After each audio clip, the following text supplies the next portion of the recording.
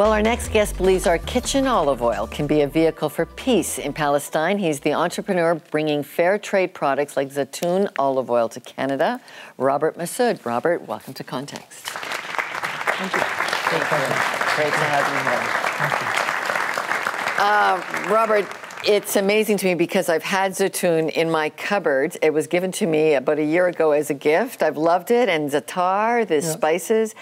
And yeah, I saw all the nice little fair trade things over it, but I never really understood the story until we were looking for practical ways to do peacemaking, and our producer pointed this out to me, and I just went, I know that stuff.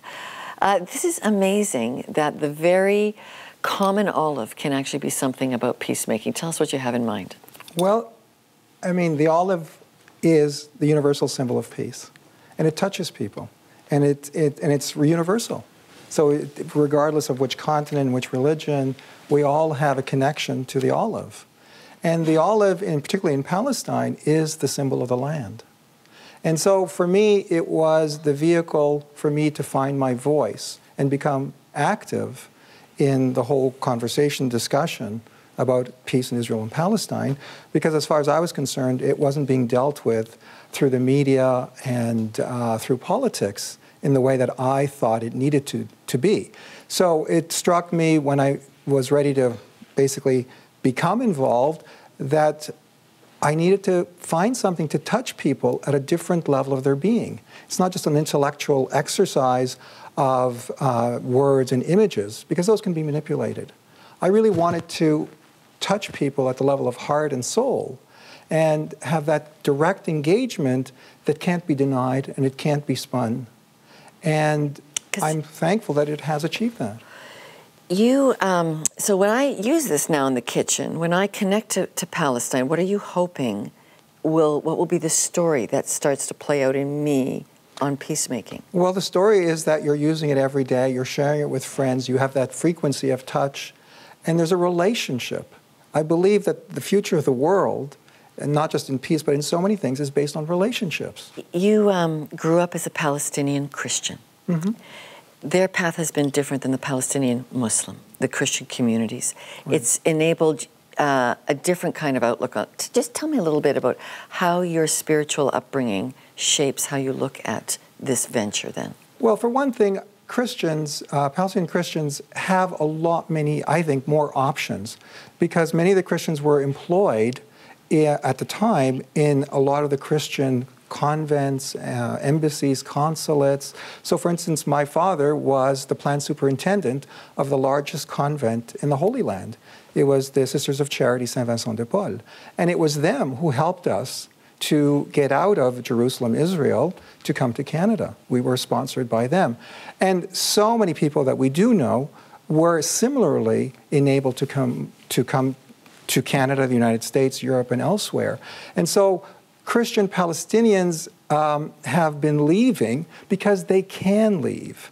Unfortunately for Muslim Palestinians, they just don't have those ready connections that enable them to leave. And that's why you could say that the Christian population of Palestinians has gone down from as high as 20% to less than 2% now, is because they've basically left. But this isn't about leaving so much as about repairing, isn't that right? Is the answer to flee? It's, for many people, it is. It is. I mean, they are so deeply damaged and in some respects afraid. I mean, my father saw that there was really no future there as a Palestinian inside of Israel. And the most he could hope for his son was perhaps to be a bank teller.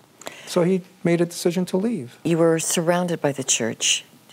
Jesus can be described as a Palestinian Jew. How do you think he looks upon this situation and the attitudes we're supposed to take for this? Well, I think he's probably very, very disappointed.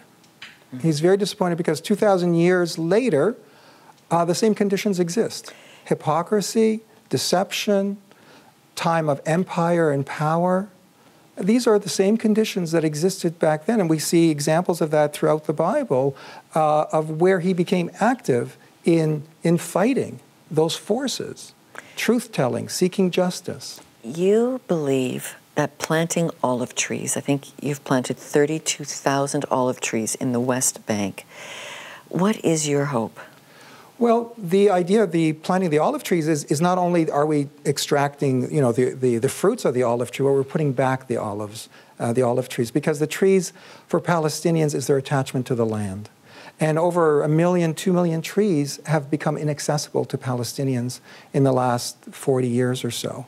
And so we try to plant the trees with, particularly to families who've lost their trees, either access to them or they've been destroyed, to it takes families. 50 years for a tree to produce fruit. Well, it takes 5 years oil. to produce the first fruit, but to produce any kind of significant yield takes 50 years.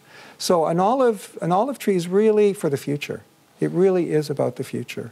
And a lot of these trees that we're seeing being destroyed, I mean, they could be literally centuries, if not, 1,000+ years old. Your feeling that is if we as consumers reconnected to the humanity behind our olives. Absolutely. I think to be peacemakers, we need to be bridge builders. And that goes back to connections and relationships. I don't look at myself as a peacemaker. I look at myself as a bridge maker or bridge builder. And so the olive oil is really a way to build a bridge from here to Palestine to Israel. Because I think that peace will not come to Israel-Palestine without our positive intervention. Because if we don't have peace right now, it's in large part because of the things that we're doing in the United States, in Canada, in the European Union, United Nations. They've lost credibility. I think we'd have a very, very different world if those organizations, those countries, started actually acting towards peace. I think peace in Israel-Palestine holds the key to world peace. And so I'm doing this not so much because I'm Palestinian, but because I truly believe that is where the future of peace for the entire world begins. Wow. Robert Masoud, thank you very much. So stay tuned for some final thoughts on pursuing peace in the Middle East. Thank you, Robert.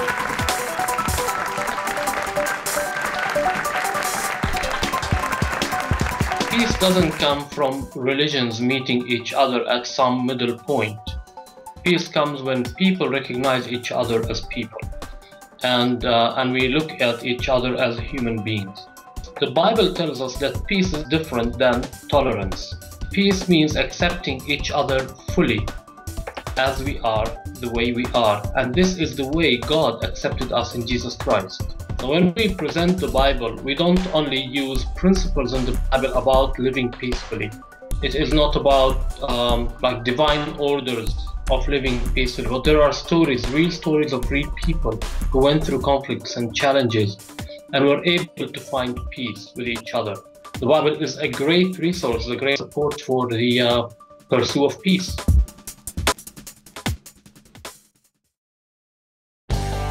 Call us, email us, tweet, or Facebook us to join the conversation. We want to hear from you. We were challenged today by remarkable initiatives and attitudes in peacemaking. Actions not done by government or war machines, but by people determined to drive out hatred with love and light. Very personal actions of forgiveness and love applied again and again. Our prayer is that Dr. Izzaldine Abulish's loss of his daughters and niece and Robert Masoud's delivery of olive oil's hope give us practical examples of what's possible when we step past ignorance of each other. Their stories are proof that individuals can move a world towards peace. Read the book, buy the olive oil. Let's join them in our own attitudes and actions. Well, more on how to connect to today's topic and our guests at contextwithlorna.com. Reach us with your opinions and feedback through our comment email. For all of us at Context, I'm Lorna Dueck. Thanks for watching.